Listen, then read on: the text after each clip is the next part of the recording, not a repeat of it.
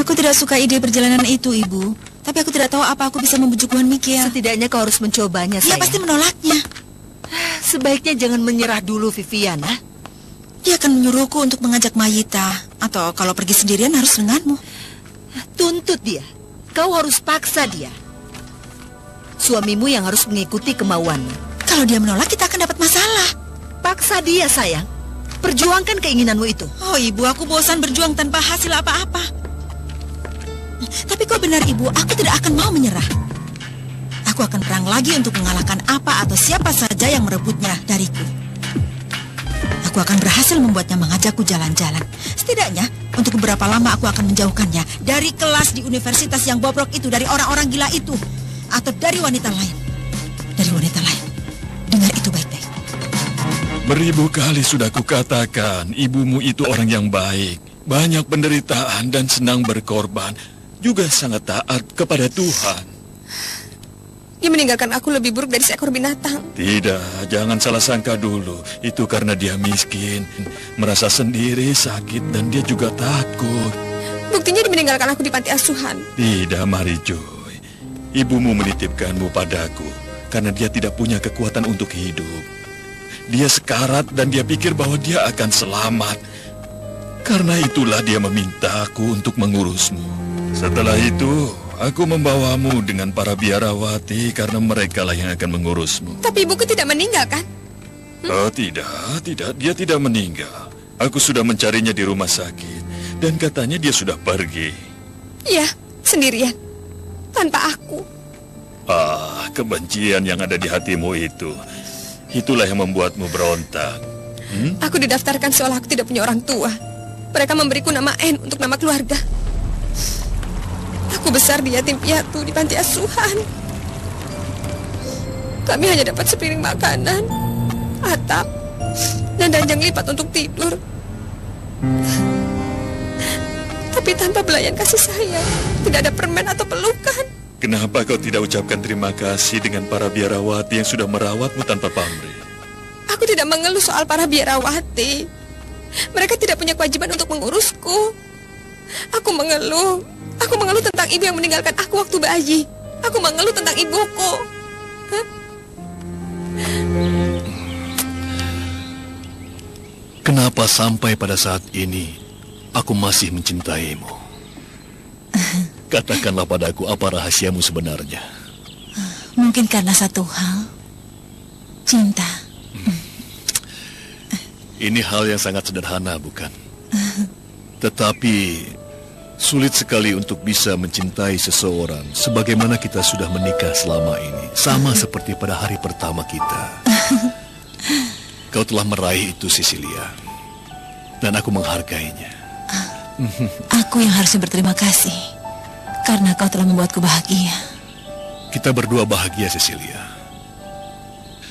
Dan kebahagiaan ini akan jauh lebih sempurna bila kita mempunyai seorang anak. Seorang anak? Kalau saja kau tahu kita punya seorang anak perempuan. Makanannya tidak cukup, jadi kami harus kelaparan waktu tidur. Itu bukan salah para biarawati, karena jumlah kami banyak. Bayangkan begitu banyaknya anak tanpa keluarga, tanpa rumah, tanpa orang tua, tanpa mainan, tanpa pelukan atau apapun yang jadi milik kita. Karena itulah, suatu hari aku kabur dari panti asuhan untuk mencari seseorang yang menjadi milikku, seseorang yang mencintaiku, Bapak, seseorang yang dapat kucintai. Kau akan menemukannya.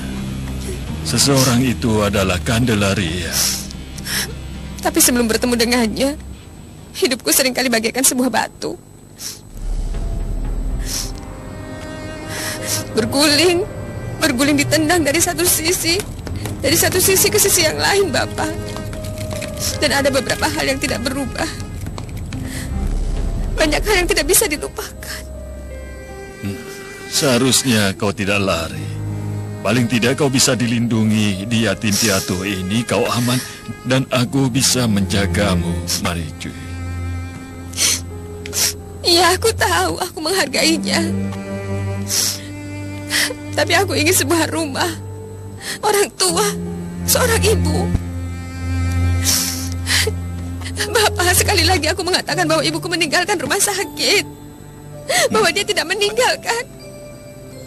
Bapak tahu dia pergi kemana? Bapak tahu di mana ibuku? Bapak tahu di mana aku bisa menemukannya?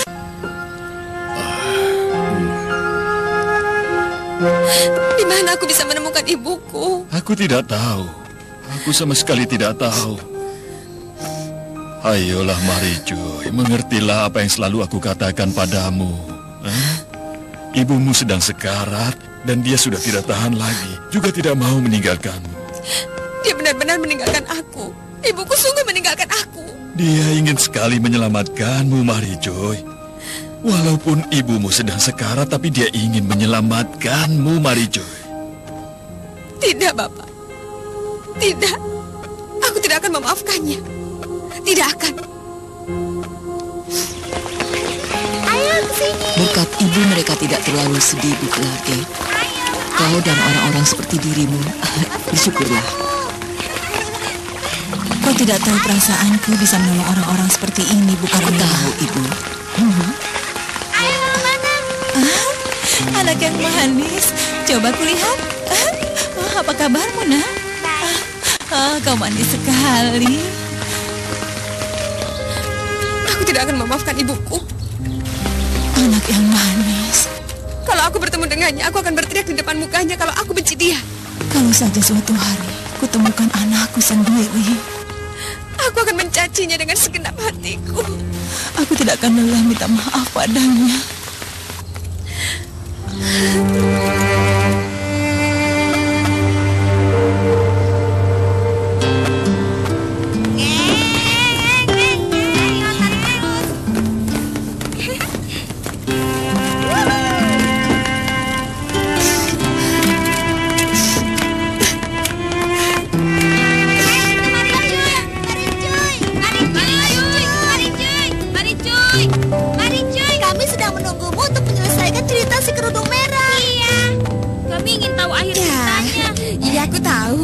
Baiklah, ayo kita selesaikan.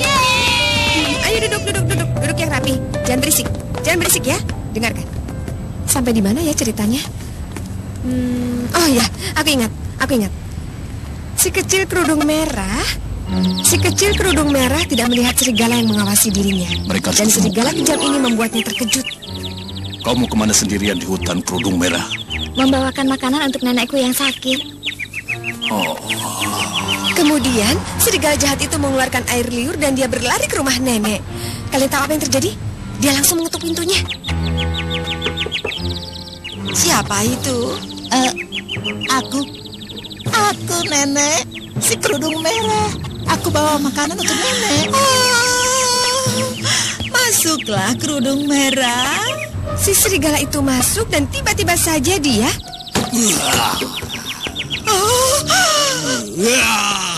Dia menelan nenek. Ya ampun, dia menelannya. Tidak lama kemudian si kecil kerudung merah datang. Lalu si serigala itu naik ke tempat tidur, memakai selendang nenek, dan kemudian menirukan suara nenek. Masuklah, cucuku yang manis. Oh, nenek. Suara nenek besar sekali. Supaya kau bisa mendengarku lebih baik, sayang. Ya ampun, Nek. Mata nenek juga sangat besar. Supaya aku bisa melihatmu lebih baik, cucuku. Dan tangan nenek juga sangat besar. Agar aku juga bisa memelukmu, sayang. Kenapa suara nenek semakin besar? Supaya aku bisa memelukmu lebih baik. Dan si serigala melompat keluar dari ranjangnya dan segera menelan si kecil kerudung merah. Kasihan si kerudung merah dan neneknya. Serigala pasti sudah menelannya. Memang kasihan, tapi itu tidak selamanya. Tidak selamanya. Kalian tahu? Ada seorang pemburu yang mencari serigala jahat itu. Dia memburunya.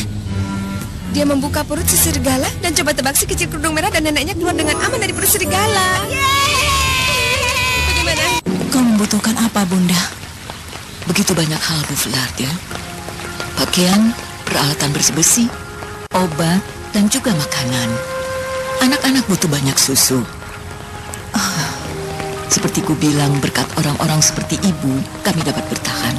Tapi seringkali kami melewati masa-masa berat. Tolong jangan sungkan minta bantuan padaku, Bunda Carmela. Terima kasih. Kiranya Tuhan membalas perbuatan ibu. Sebaiknya minta Tuhan untuk memaafkanku. Marici merasa kurang sehat, Adrian. Kenapa Bibi berpikir seperti itu? Karena dia semalam bermimpi buruk. Dia bangun sambil mencerit-cerit. Dia membuatku takut. Kau tidak akan bisa membayangkannya. Apa dia bercerita pada Bibi tentang mimpi buruknya? Iya, ada seorang lelaki mengejarnya, menangkapnya dari belakang, dan waktu dia mau lihat siapa orangnya, dia lalu bangun, dan mimpinya itu selalu sama, dan Marici tidak pernah bisa melihat siapa wajah lelaki itu. Apa pernah terjadi hal yang sama padanya? Atau ada seorang lelaki yang akan menyakitinya?